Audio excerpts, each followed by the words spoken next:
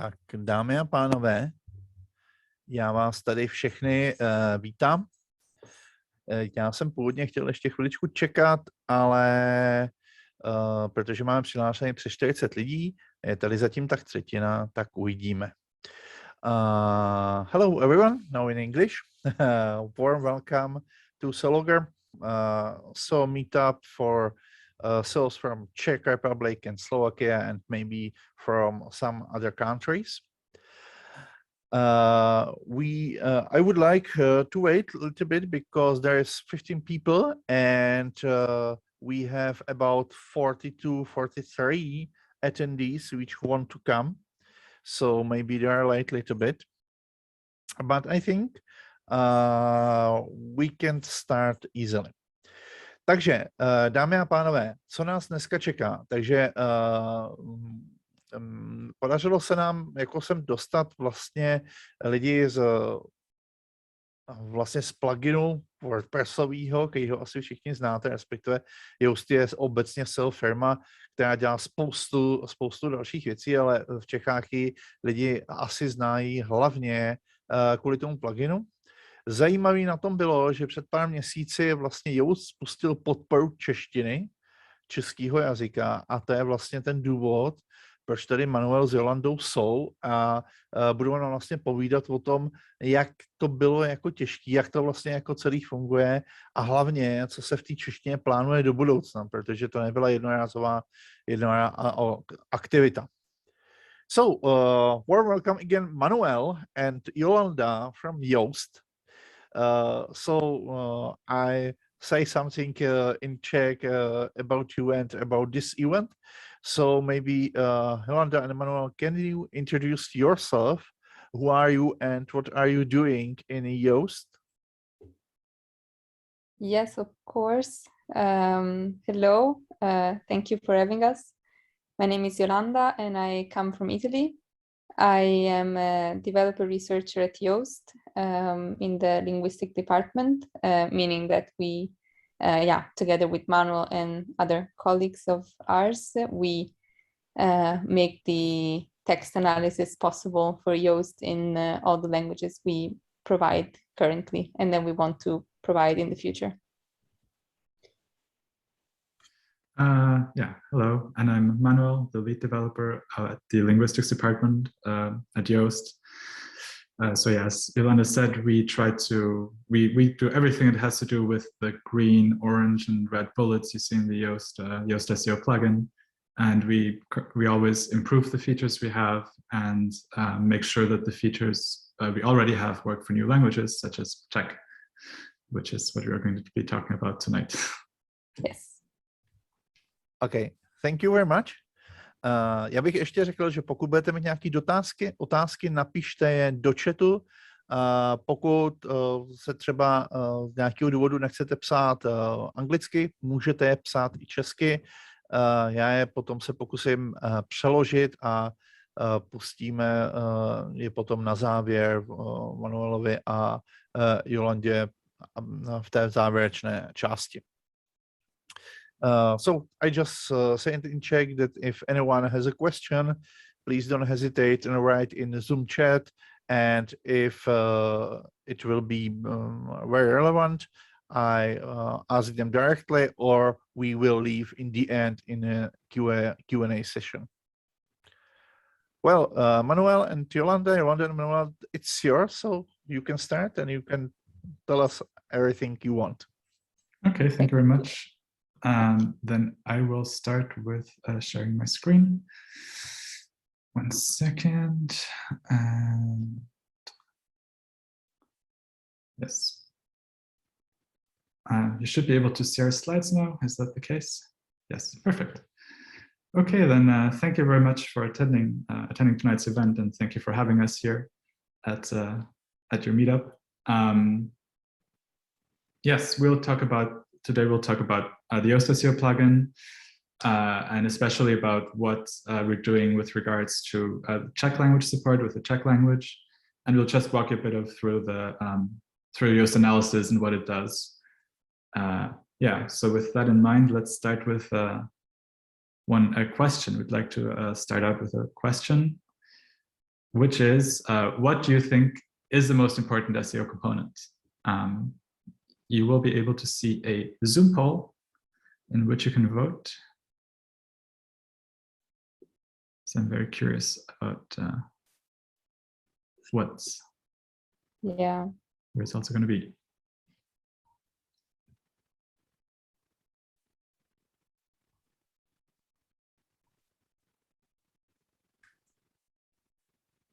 Well, it is interesting because technical SEO and high quality content is very similar. It looks like it's 83 people participated. Maybe someone want to join to this poll. Let's see. I think because I'm in full screen mode, I can't see the poll. If I can. Now I can see it. If you exit, right. yes, you can. Okay. Okay. So interesting. I can end it. So we have 83% participated. That's nice. And now we can, I share the results so everyone can see that content is more than, is 10% higher than technical SEO. It's nice. So I think that's good for your topic today. Yes, indeed. I mean, okay, going back to the presentation now. Well, I have to admit it was a bit of a trick question in one sense, because of course, at Yoast, we believe in holistic SEO. So in the end, all of these are very important. But I'm very happy that a lot of people also see the importance of writing quality content. Yes, of course, good technical SEO is very important. Having a great user experience is very important. Keeping your site secure is, of course, extremely important. Even though no one marked that one. No one chose that answer. Yeah, so please, I'll still keep your site secure. It's very important. But indeed, what we're going to talk about today is the last of these points, which is writing quality content. And we really want to focus on this part. So very happy that we already have a bunch of people on board with this idea that writing quality content is indeed important. So we will start with readability, with talking about readability.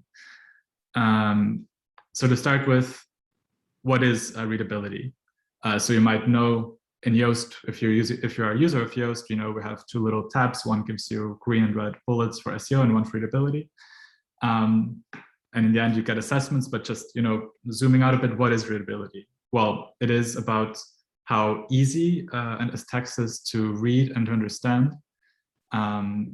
It means that, well, an easy to read text should be a text that is easy to process for your readers. So it's going to be easier for readers to process the text, and it results in a happier and more engaged reader, because if readers can understand your message very clearly, and if it's very easy to understand, then people just want to continue reading. So Google also might take this into consideration. They might also look at, okay, is the text easily parsable? But it's really most important for users. However, by making text easy to read, you also improve some of the metrics that you want to improve anyways, but that also conversely feed that Google uses as signals again. So for example, it improves your CTR, your click-through rate. Because if your text is enticing and it starts really with things like the title and the meta description, then more people will come to your site in the first place. They will come from the Google results. And it will also lead to higher conversions. So if people land on your site and then they keep on reading and they're engaged by what they see, they will be interested in getting the goods or services or information that you provide on your website. So it really helps to, well, first get users into your site, but also to let them stay on your site and kind of get them to do the things you want. So if you're writing on your website, it's really your main mission to make the message of your post clear. So you want to get readers to come to your site and also get them to stay on your site. So far so good. I think it's all very, everyone can agree with that. Getting users to a site is important. So what is it then that makes a text easily readable? well, very globally speaking, it's a text that is well structured. It's a text that is easy to scan for important information.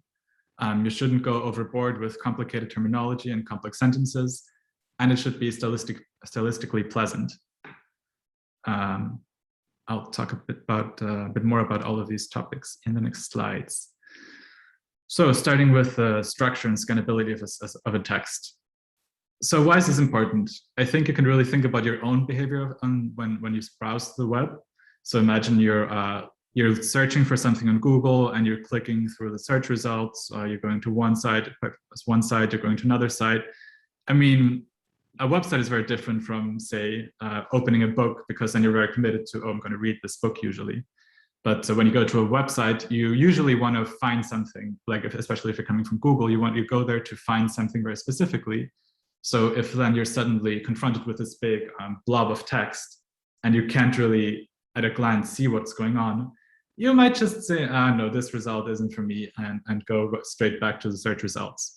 And that is, of course, what you want to avoid when you write text on your website, because, as I said, you want to get your readers to come, and when they come, you want to get them to stay on your website. Then the next point is avoiding complexity. And this is also sometimes a bit controversial, because a lot of people say, oh, but I write about very complicated things. I have very complex ideas, so it's very natural that my texts are very complex and complicated, that I use long sentences, and that I use very difficult to understand words, especially if you write, for example, in a very niche or technical subject. However, we think of making texts more readable, not really as making you dumbing down your texts, but more as making your texts more accessible. So we believe that you can still tackle very complex topics and ideas, but as someone who writes content on a website, your job is really to break down these ideas so that they're easy to understand for all types of potential audience. So not maybe just your very niche audience that you have in your mind, but really for everyone who might be interested in reading what you're saying on your website. So yeah, making things less complex doesn't mean making things making your ideas more simple, but just making the way in which you convey the ideas more simple to understand for your users. And then we also have style. I mean, I think we all know it. If you're a good writer, if you have good style, it just makes the text more pleasant to read. It will engage your readers, and also this will make your text easier to read and quicker to scan. And of course, style is to some extent something personal. Some people are better writers than others, but at the same time, I believe, and at Yoast we believe that everyone can also train to get better and can work on getting a better writer. And we also believe that we can provide, with our plugin, can provide them the tools that help them to just write nicer texts that are easier to understand for people, and that avoid some of the pitfalls that you might encounter when writing a text. So with that in mind, we'll now go to the readability measures that we have in Yoast SEO. So here I list the assessments that we use. Specifically, these are subheading distribution, paragraph length, sentence length, consecutive sentences, passive voice, and transition words. And this is the point where my colleague Iolanda is going to take over, and she's going to tell you more about what these are exactly and how they connect to the more global readability topics that I have just introduced to you. So at this point, I will stop my share, and Iolanda, you can start your share. Thank you, Manuel.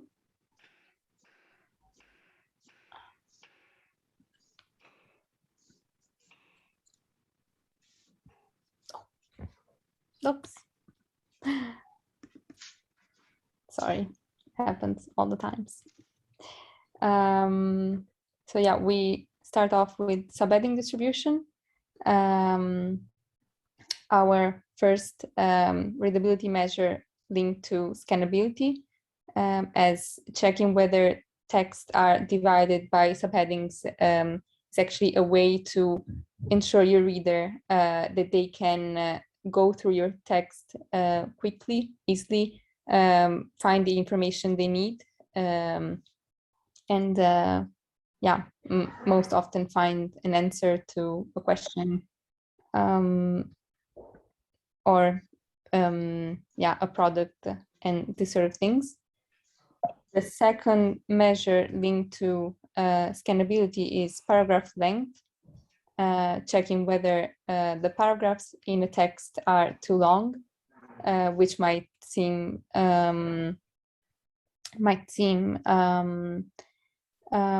not a very important aspect of a text, but actually having a good paragraph, so a paragraph of the right length, makes sure that every paragraph, every part of your text is focused on a single well-defined aspect of the topic you want to talk about in your article. Moving on to sentence length. Sentence length is the readability measure linked to complexity, to the complexity of a text, because checking whether the sentences exceed the recommended maximum length, which varies from language to language, makes sure that your thoughts are displayed in the most clear way, in the less dispersive way. For check, our length limit is 20 words, and yes, you might tell us in a few slides whether you agree or not with this. Then we move on to consecutive sentences. One of the three metrics related to the style of a text. So this is the assessment where we check whether there are more than 3 sentences in a row that start with the same word, and this is yeah, done to avoid repetitive and awkward writing. For example, if you notice this sentence, I'm going to have a walk, I'll do the groceries, I'll make dinner, always starting with I is, yeah, it might feel a bit dull, and even better, or let's say worse example in this respect is having text containing expressions like and then such and such, and then such and such, and then such and such, which is something you really want to avoid, yeah, in order not to have your readers really bored. The second measure, readability measure for related to style, is passive voice, checking whether a text contains too many sentences where, yeah, containing passive voice, namely where the subject of the sentence is not the doer of the action. And this is so because passive voice is notoriously making writing more distant and yeah, conveying the message in a less clear way. So an example of passive voice is Anna painted the house, or I eat an apple. And the counterpart, the passive voice of the sentence, is the house was painted by Anna, or the apple was eaten by me, which yeah, makes it less immediate for the reader to understand what's going on. And yeah, passive voice is actually used in more edge cases, so to say, where when you really don't want to say who did something, or you can't say, for example.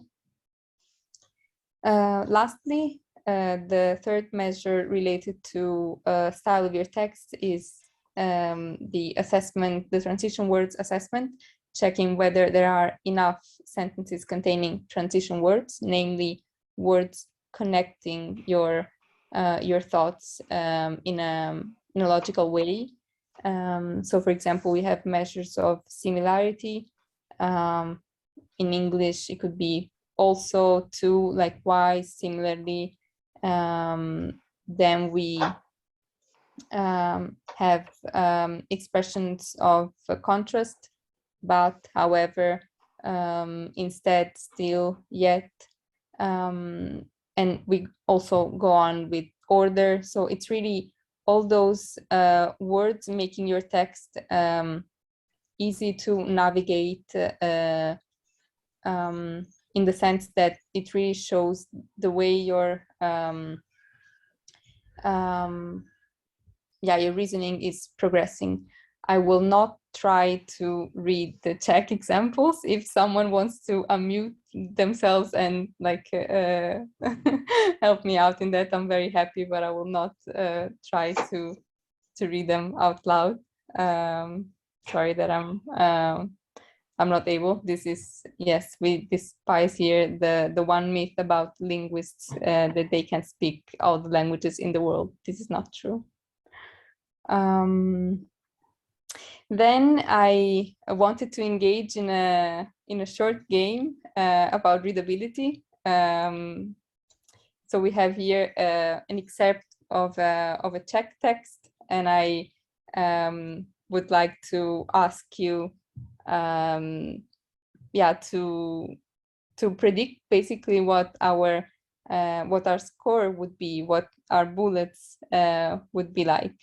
So if we think of, for example, the first measures we talked about structure and scannability.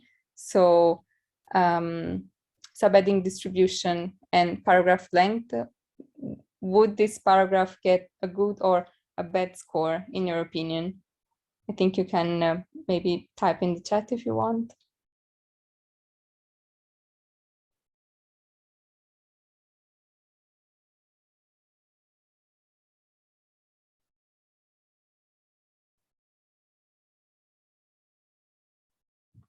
Is it really that mysterious if it would be good or bad? I mean, the tension is killing me.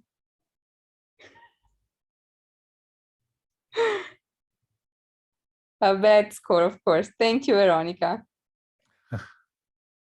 Okay, bad, really bad, like bad for the both of them. So for subheading distribution and paragraph length. Okay, let's see what happens then. So as expected, we have a bad score for paragraph length. Actually, not as bad as one could as one would imagine, because we have an orange bullet, whether things could be way worse and have a red bullet. But yeah, this text does not exceed the 200 words limit. It's only above 150. Yet, surprisingly, we don't have a bad score for subheading distribution, but this was a tricky question, I'll admit that. Because in this case, the text is actually so short that you don't need to have subheadings. It would make it even more, it would disperse the information basically. So we would have the opposite effect. Moving on to complexity and therefore sentence length. For the same text, we have actually a red bullet. So we have 3 sentences above the allowed limit of 20 words, which in such a short excerpt of text, is a bit too much. Whereas for the same text, we have some nice green bullets finally for passive voice, transition words, and consecutive sentences. Here we see the highlights for the sentences containing transition words. So well done for this excerpt about Czech history. Now we move on to word form recognition, starting with the question again, what is word form recognition? So as humans, we have the ability, without even realizing, to understand that a singular and a plural identify the same object. If I say cat or cats, or if I said that, if I were able to say that in Czech, you could understand that we are referring to a furry animal with 4 paws, a tail, mostly cuddly, but might also be not. And this is important to have in a text. So we need to have the topic of our text declined in multiple forms, in multiple ways, so that our topic is structured in a natural way, because people would not, when talking about cats, they would not always say, oh, I love a cat, oh, I have a cat, oh, do you have a cat? I mean, you want to be able to use all the possibilities offered by the word, which are actually many more in Czech than in English, because you have cases. So yeah, if and what we want to do as a plugin for text analysis is try and be able to be there as a person and say, oh, you good job, you're using the singular, the plural, so your text does not feel like it's been written by a robot or something. In this respect, if your focus key phrase is dog game, then it should, and it will also be recognized in a sentence such as read about these games for dogs. And in Czech, you would have all the different cases of hrad. This time I tried. I apologize if my pronunciation is wrong. We would have all the cases, so the word would have different forms depending on whether it is a subject, a complement of specification, an object, or some other complements. And why is word form recognition so important? Again, it means that you're not repeating the same exact way of phrasing over and over again, which is really something that Google wants to avoid at all costs. And therefore, it allows you to write more naturally.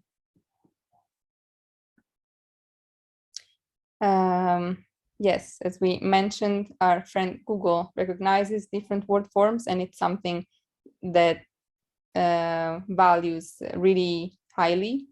So if we want to search for Google for toys for cats, then we would also get results such as toy for cats.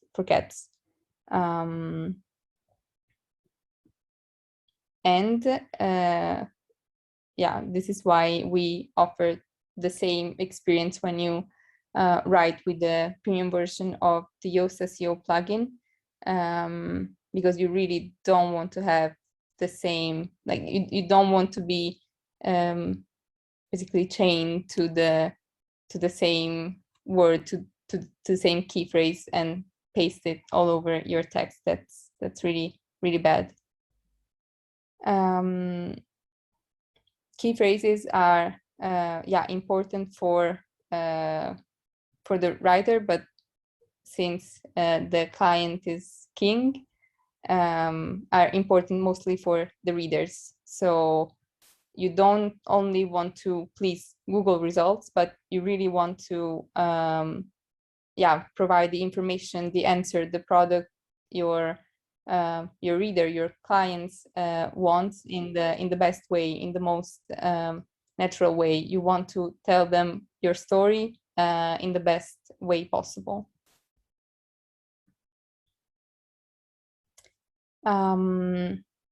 now we can mention what our key phrase related assessments do, because you want to check whether you've used your sentence often enough, depending on the length of your text. So this is what the key phrase density assessment takes care of. Then with key phrase distribution, you want to make sure that your key phrase is there in all the parts of your text, so that it is present homogeneously, not only in the middle, not only in the end, not only at the beginning, to ensure that you stay on topic. Of course, you want to make sure that you have your phrase in the introduction to make it clear right away what your text is about. And then you want to have your key phrase in the title, in the meta description, and in the URL to make sure that the topic is immediately clear from the result page. So for example, what we saw earlier in the slide with the Google search result. So we have all these assessments already implemented for Czech, and our future improvements on the roadmap are verb recognition and word complexity. Verb recognition because, of course, you don't only have key phrases with nouns or adjectives, but you can also include verbs, whereas word complexity will be a new different measure of assessing whether your text is it's basically good for your audience, whether you use too many niche words or something that would not be clear right away to the average reader. Yes, please, if you ever notice any strange behavior with the Czech analysis, please email us at the at language@yoast.com. Thank you for your attention, and I think we can move on to the questions or bug reports moment. Possibly, hopefully, we don't have bug reports. Okay, thank you very much. It was really interesting. I have, I don't know if anyone has a question. Manuel reply all question in the chat in between, but I have a question. Can you work with something like Czech language and international language, like in SEO topic? For example, I write article about page experience update. Part of the text is in Czech and part of is in English. So you, because we mix international names, the typical English names, with normal Czech language, is it something what Yoast will understand or can work with it? That's a very interesting question. I would say at the moment, no. So basically, the language your site is set to and the content is set to is basically the language that we analyze. So if you use different forms, for example, of, I don't know, English or French words, let's say in Czech, then probably we would think of them as Czech words, but if they might behave as still as English words. So some might say, I don't know, cat or cats, if you're talking about cats for some reason, but well, site speed or page speed, I don't know, some technical term. So yeah, if you have really a lot of English words, then it might be a bit of that might be a problem, because we wouldn't, for example, as a key phrase, we wouldn't recognize them, yeah, in different forms, in different English forms. So that's a very good point. Or if you're really so prone to using English language, we need to do something about that. Yeah, maybe you need to use a few less English terms. Yeah. And a second question is, if you, because you speak in the beginning about readability of the text, and after that, you have some signals which belongs together or not.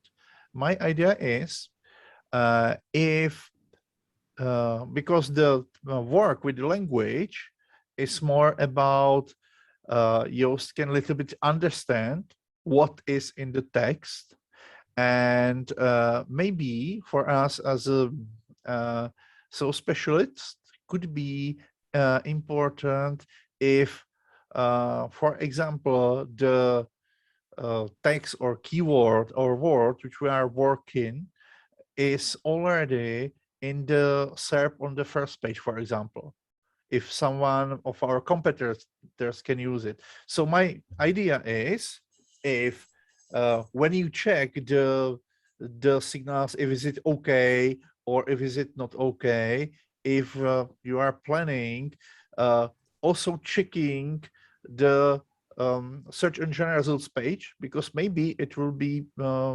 interesting data for us if we are trying to make some optimization.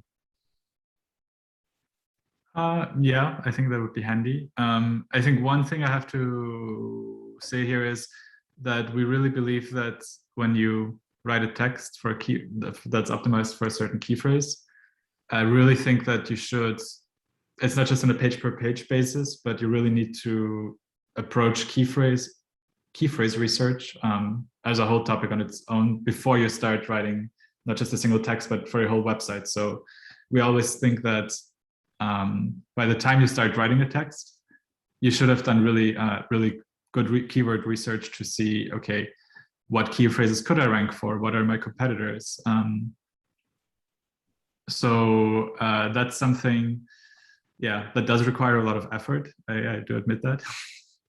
And of course, there are some shortcuts, and it would be nice to have some more shortcuts. And it's an interesting idea. I do agree, but yeah, I think you really have to look at key phrase research as something you need to do really systematically for your whole website as a whole strategy. You need to develop a whole strategy for key phrase research. And yeah, unfortunately, a lot of that still requires a lot of manual work. That's true. Yeah, understand. And my third question is, the case you are showed us, does it work in fully in a free version, or what is the difference with working with language between free and paid version of Yoast? So the readability would work the same, and same way. Keyword density is only available for premium.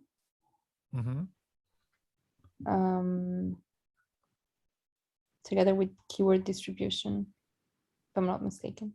Keyword density is available in free, yeah, and keyword distribution in premium. So they're both measures of, well, keyword density is kind of the base measure, and keyword distribution tells you a bit more about maybe certain parts of your text that are missing the keyword.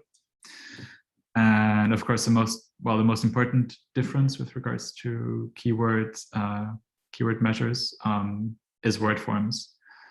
So what we can do in free is we can recognize it if the word order changes. So for example, if it's if your key phrase is the example we used, dog games, then it doesn't matter where dog or games, as long as they're in the same sentence somehow, the order doesn't matter. So that we can detect. And also if your key phrase is, for example, games for dogs, we filter what we call function words such as for, and we know that these words are not really important, as in they're not about the content of the key phrase, they're just gluing other words together. So we filter those out for recognizing. So even if you just use dog and games in a sentence, we'll still recognize that as, oh, your key phrase is in the sentence, when your key phrase is games for dogs.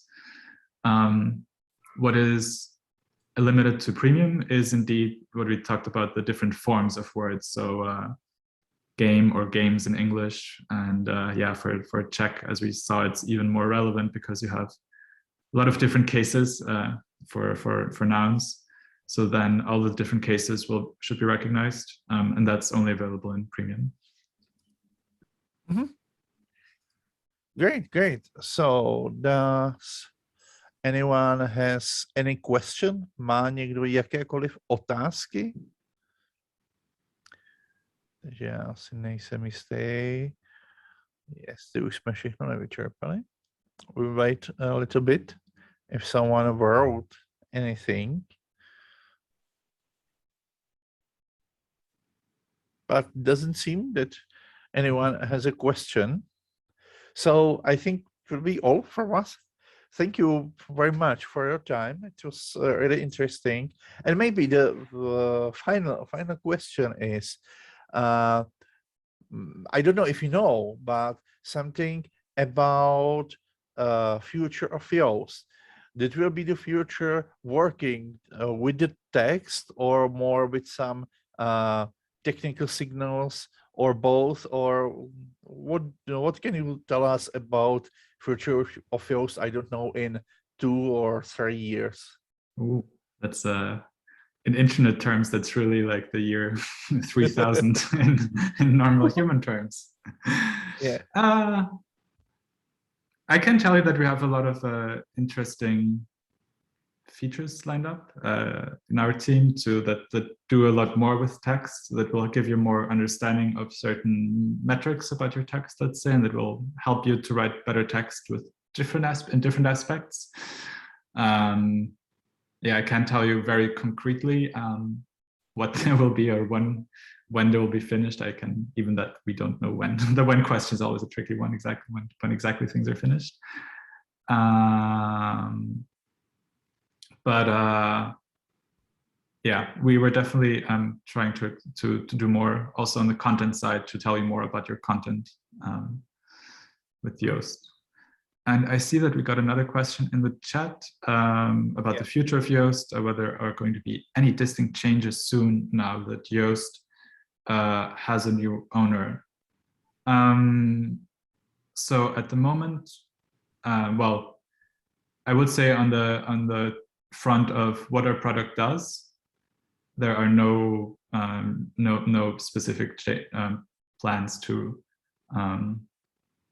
change what our product does exactly. So if you're using Yoast, if you're using the product, if you're using Yoast SEO, you probably won't notice much of a difference anytime soon. Yeah. Okay. Any other question from anyone? Anything?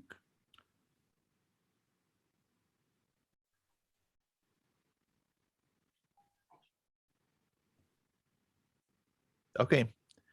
So thank you very much. It was very interesting to me because I have the issues you are mentioning. Then I can use the content part of the Yoast for Czech language. I don't know, a year ago, because the analysis of the language doesn't work because our special language. So thank you very much, and I hope you like it, and good luck in Yoast and in your future. Thank you very much. Thank you so much for having us today. And yeah, as I mentioned, always feel free to reach out to us if you notice anything not working with the language analysis. We're always happy to hear from users in all kinds of different languages for their feedback. Yeah. Okay. Yeah, Thank you. Bye. Thank you very much. Bye. Goodbye.